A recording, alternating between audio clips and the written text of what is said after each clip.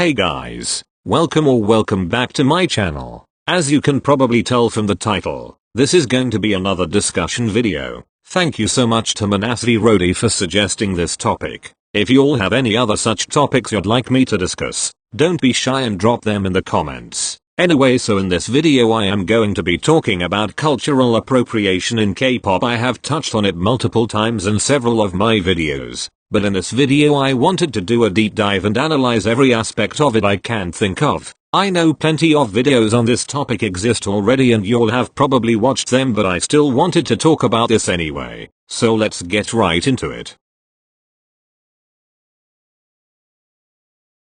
So let's begin with defining cultural appropriation, since a lot of people either can't grasp the concept or confuse it for appreciation. Cultural appreciation, first of all, is when you understand the cultural significance or history of something from a culture that is not yours, and approach it respectfully, and actually do things like maybe consult a native of that culture to provide you with context and inform you whether it is okay to do, wear, or say something. For example, in a musical context, I would say appreciating another culture's music would involve having people that are actually from that culture helping you out and working with you. If you want to make music that is inspired by music from their culture, or if not that, then carrying out thorough research on your part before incorporating something that isn't from your culture. Cultural appropriation, on the other hand, is when you use something that belongs to another culture as a prop, a fashion statement, or do it because you think it's something considered cool, etc. without understanding its cultural, historical, and a religious significance, in an ignorant and disrespectful manner. Cultural appropriation also often involves perpetuating typically negative stereotypes about people from the culture in the mockery of certain practices or traditions. Before I get started on the analysis, I just wanted to give y'all a brief personal background so you know where I'm coming from and how certain incidents may have affected me, or why I might have a better understanding of them. So basically, if someone gave me $1 for every time my culture has been appropriated in K-pop, my ass would get rich overnight. I'm ethnically South Asian Lameo, so yeah, my culture has experienced a fair share of appropriation in K-pop. I know that obviously South Asian culture is not the only culture that has been appropriated in K-pop, but since that is the culture I am most familiar with, I will mostly be providing examples that have to do with it. However, I do believe a lot of my comments will resonate with anyone whose culture has been appropriated by K-pop. So now let's get into the analysis. So when a culture is appropriated in K-pop and people from that culture that are not okay with the incident speak up, there are always others from that same culture that say things like I'm from X culture too and I don't have a problem with it, and from what I've seen, the divide can be pretty even at times. So the question is, where do we draw the line? What is okay and what is not? What is appropriation and what is actually appreciation? What things should be regarded as trivial and ignored? I really think it completely depends on each individual. Let me give you an example. Jennie wore a bindi in the D4 music video. For those of you that don't know, a bindi is basically a colored sticker worn in between the eyebrows by Hindus and Jains. Bindis come in multiple shapes, sizes, and colors, and are usually worn with traditional South Asian clothing, so typically during Hindu festive celebrations, weddings, etc. But these days a ton of people just wear it casually for fashion purposes as well.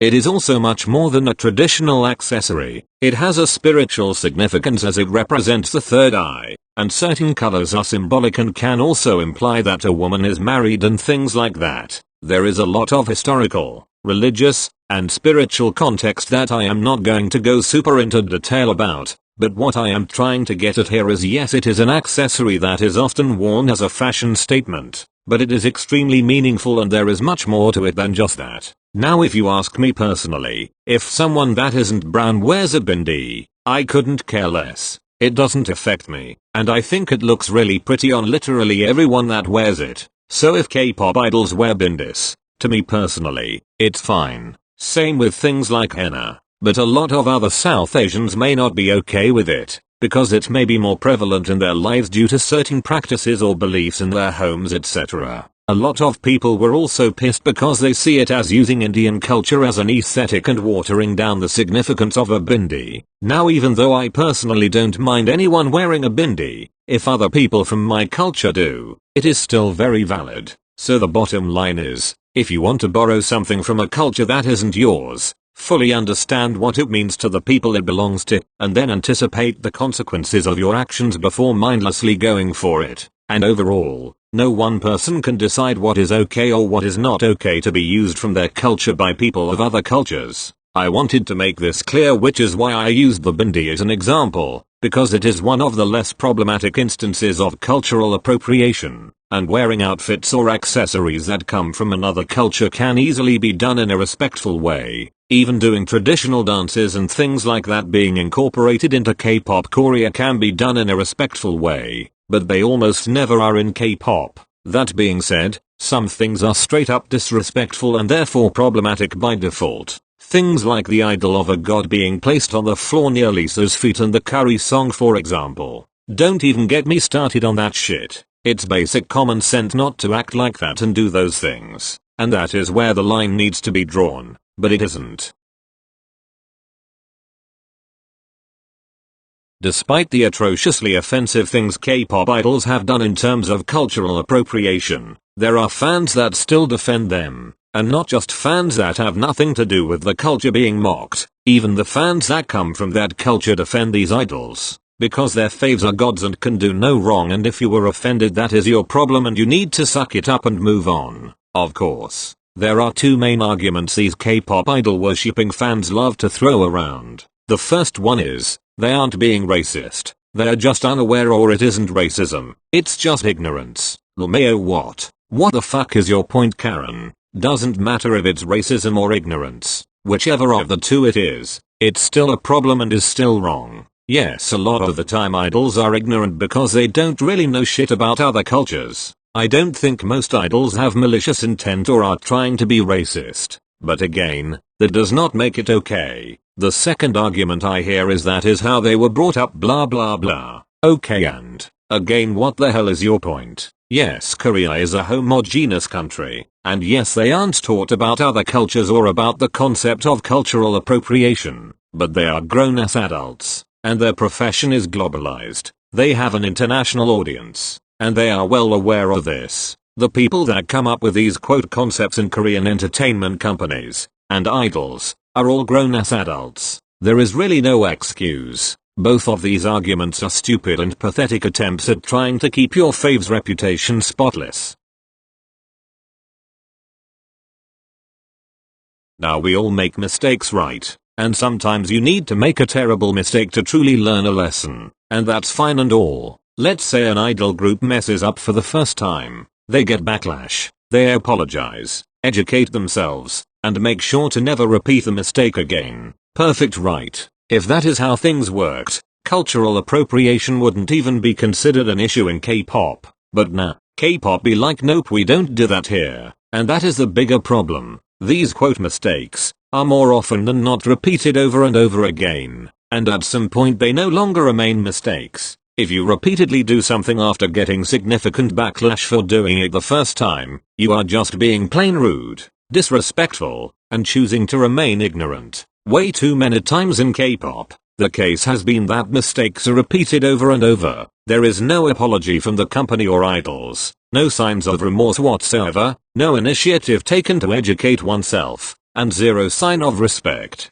This needs to stop. If K-pop wants to get out of its little bubble, it's going to have to leave its little bubble mentality behind. For fuck's sake, it takes a single Google search for you to determine whether something is okay to do or not. Whether it will be well received by a global audience or not. It really isn't that hard, and that makes the problem even bigger. The solution is simple and accessible, but is not being used, which means there is a lack of willingness to change from their side, and that is just not okay. Imagine if the tables were turned and a non-Korean artist did something disrespecting Korean culture in their music video or something. K-netizens would literally annihilate them. Why is it so hard to understand when it is the other way around and someone else's culture is being mocked by your people?